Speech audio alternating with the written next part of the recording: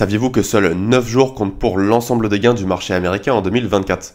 Ça peut paraître bizarre, hein. En fait, les plus grosses hausses du marché américain, de la bourse et donc des capitalisations boursières aux États-Unis se regroupent durant l'ensemble de l'année sur quelques jours seulement. Autrement dit, si vous perdez ces quelques jours, eh bien votre portefeuille ne va pas beaucoup augmenter et cela aura une grosse conséquence sur votre rendement et rentabilité à long terme. Si je vous partage cette stat, c'est parce qu'aujourd'hui, on va voir quelle est ma vision sur le fait de garder du cash ou pas concernant une stratégie en bourse. Il y a toujours ce débat, faut-il placer tout son argent et le faire travailler ou faut-il garder du cash de côté pour pouvoir l'investir s'il y a une grosse chute? Alors aujourd'hui, je vais vous dire qu'est-ce que moi je fais concernant mon cash si je décide de garder du cash ou de tout investir, et je vais ensuite partager 3 études pour appuyer mon raisonnement et vous montrer pourquoi j'ai décidé de prendre cette décision. Comme toujours, sachez que cette vidéo n'est pas un conseil en investissement, elle a pour but éducatif et informatif uniquement et elle ne constitue que mon avis. Alors, on ne va pas maintenir le suspense plus longtemps. Est-ce que je garde du cash? Très peu. La plupart de mon argent est investi. En fait, mon idée, c'est que mon portefeuille boursier doit être au travail. Tout le cash, enfin, pas tout le cash, mais presque tout le cash doit être investi. Car s'il y a des hausses, et personne ne peut prévoir ce qu'il se passe demain en bourse, personne n'a de boule de cristal, eh bien, mon cash sera au travail. Alors, je précise que je garde toujours un coussin de sécurité. Quelques mois en général. Personnellement, je suis célibataire, je n'ai pas d'enfants, donc je garde environ 3 mois. Maintenant, voilà, si vous avez des enfants, si vous avez un problème de santé, il est tout à fait de garder un petit peu plus, 4 mois, 5 mois, 6 mois, ça va dépendre de chacun. Mais je garde simplement un petit coussin de sécurité et tout mon cash est investi. L'idée est que ce cash, donc que je garde, cet argent liquide que je conserve, va m'aider à faire face à une dépense imprévue, typiquement un problème de santé ou une autre dépense que je ne soupçonne pas et qui va venir arriver, mais tout le reste est investi car je veux profiter de la croissance des marchés boursiers. Donc ici, on ne parle pas de 50% du portefeuille qui dort, en tout cas 50% du patrimoine qui dort, on parle simplement de 3 à 4 mois dans mon cas, de mon patrimoine qui dort entre guillemets sur un compte très liquide, par exemple un compte courant ou un compte éventuellement qui rémunère, mais en tout cas qui est très liquide et qui ne va pas chuter du jour au lendemain comme ce serait le cas des actions. Je pense par exemple à Trade Republic, d'accord, un courtier qui rémunère actuellement à 2% le cash qui est déposé sur le compte, mais il n'est pas investi sur les marchés boursiers. Ainsi, il n'y aura pas une chute par exemple de moins 20, moins 30% du jour au lendemain s'il y avait un krach boursier. Et si j'ai besoin de cet argent, eh bien l'argent reste stable, hein.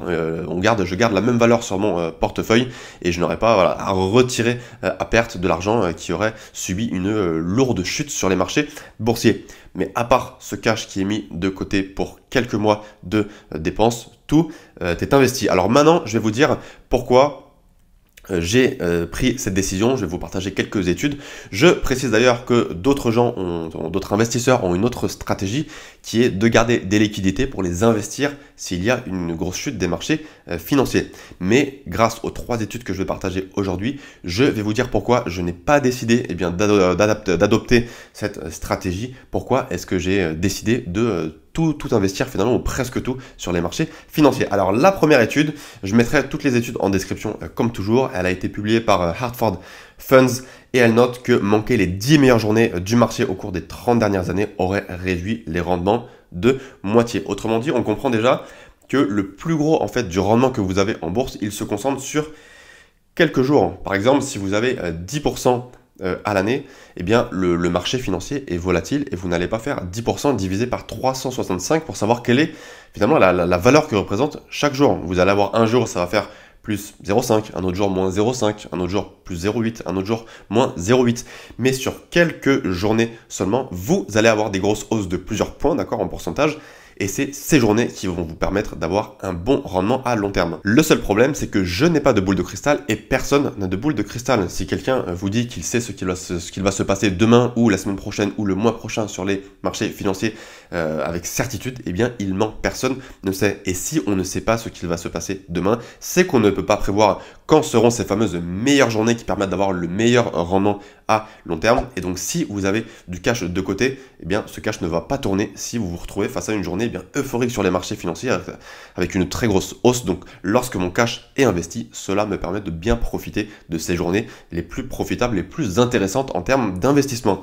La deuxième étude que j'ai trouvée via le site MarketWatch, encore une fois je mets en description, cette étude montre que Seulement 9 jours comptent pour l'ensemble des gains du marché américain en 2024. Donc c'est la stat que j'ai partagée au début de cette vidéo. Autrement dit, l'ensemble des gains se répartissent sur peu de journées et non sur l'ensemble des journées tout au long de l'année. Encore une fois, l'ensemble des journées sont relativement stables. Il y a des petites hausses, petites baisses, mais l'ensemble des gains se retrouve sur quelques petites journées où il y a vraiment un gros boost, une grosse hausse des marchés financiers. Et comme je n'ai pas de boule de cristal, je souhaite être investi et profiter de ces journées. Troisième étude que j'ai notée, qui nous vient de Wells Fargo Advisors. Les actions ont accumulé la majorité de leurs gains durant seulement quelques jours de bourse. Donc ça ne fait que confirmer les études précédentes que j'ai déjà citées dans cette vidéo. Je n'ai pas de boule de cristal et comme seule une minorité de journées sont vraiment très intéressantes en termes de hausse, je veux être investi sur ces marchés financiers. Alors certaines personnes me disent parfois oui, il y a des journées avec des très grosses hausses, mais il y a aussi des cracks boursiers. Il y a aussi des cracks typiquement pendant le Covid. En une journée, le S&P 500 avait perdu plus de 10%. Il y a eu 2008, il y a eu 2000 avec des grosses chutes. Oui, il y a des grosses chutes. Ça arrive qu'il y ait des journées avec des grosses chutes. Mais n'oubliez pas que le marché, le marché américain, le S&P 500, sur le long terme, monte. Sur le long terme, il y a plus de journées haussières que de journées baissières. Autrement dit, même s'il y a des journées baissières qui font mal, il y a aussi, comme on l'a vu dans les études, des journées haussières qui font du bien au portefeuille et beaucoup de bien. Et historiquement, même si les performances passées ne préjugent pas des performances futures, il y a plus de journées très haussières que de journées très baissières. Conclusion, je souhaite être investi car, pour rappel, j'investis du cash dont je n'ai pas besoin à court terme. J'ai un horizon d'investissement d'au moins 10 ans. Alors ça fait déjà plus de 10 ans que j'investis, donc maintenant mon horizon d'investissement il est bien plus long, 15 ans, 20 ans, même plus. Toujours est-il que si vous investissez à long terme, vous n'aurez pas peur de la volatilité. En fait, la volatilité, c'est ce qui fait perdre de l'argent à la plupart des investisseurs particuliers. Toutes les études montrent que la plupart des investisseurs particuliers perdent de l'argent en bourse, alors que les marchés ne font que monter sur le long terme. Ça peut paraître super bizarre, mais la réalité, c'est que la plupart des investisseurs ne sont pas bien formés et se laissent guider par leurs émotions et n'ont pas bien la bonne stratégie. Par contre, si vous êtes investi à long terme, même s'il y a une journée baissière qui fait mal, peu importe, si vous savez que votre portefeuille et que les marchés financiers vont bien sûr récupérer derrière d'ici quelques jours, quelques semaines, quelques mois, en général quand il y a une crise, déjà en quelques semaines ou quelques mois, on a déjà une bonne partie de la baisse qui est récupérée, voire l'ensemble de la baisse qui est récupérée, et qui est le marché, donc on finit par remonter, eh bien il n'y a pas de problème. Et concernant les journées haussières, eh bien si vous êtes énormément investi comme moi, c'est mon cas, vous avez simplement à regarder votre portefeuille exploser, avoir tous les chiffres dans le vert, et là ça fait vraiment du bien quand vous êtes bien investi et que vous avez décidé de ne pas garder trop de cash. Autrement dit, vous l'avez compris, garder du cash lorsqu'on souhaite investir en bourse, pour moi la réponse est non, à part le coussin de sécurité comme toujours,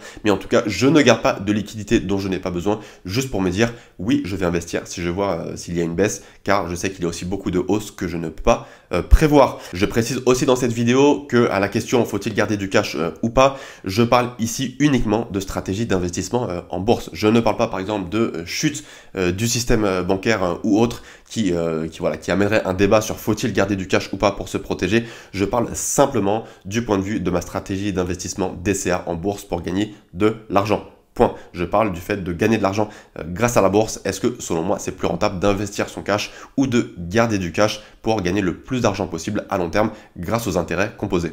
Voilà, quoi qu'il arrive, sachez que la stratégie de chaque investisseur est différente. Si vous avez du mal à encaisser la volatilité des marchés financiers, il n'y a pas de mal à garder un petit peu plus de cash. Personnellement, je ne ressens absolument rien si je vois une baisse de 20, 30, 40% des marchés, typiquement du marché américain ou du marché monde, donc MSCI World, si je sais que derrière les niveaux vont finir par remonter.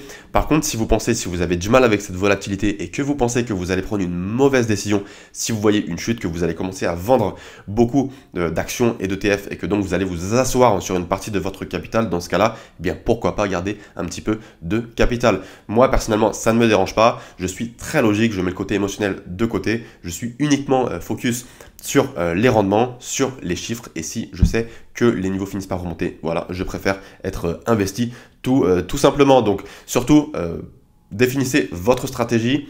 Définissez votre tolérance à la volatilité et vous pourrez ainsi savoir si pour vous il est mieux de garder du cash ou pas pour votre stratégie d'investissement en bourse à long terme. N'hésitez pas d'ailleurs à me dire en commentaire quelle est votre stratégie. Est-ce que vous gardez du cash de côté pour pouvoir investir? Vous pouvez aussi vous abonner à la chaîne si vous souhaitez recevoir plus de conseils sur les investissements en bourse à long terme. Et je vous dis à très bientôt. Salut!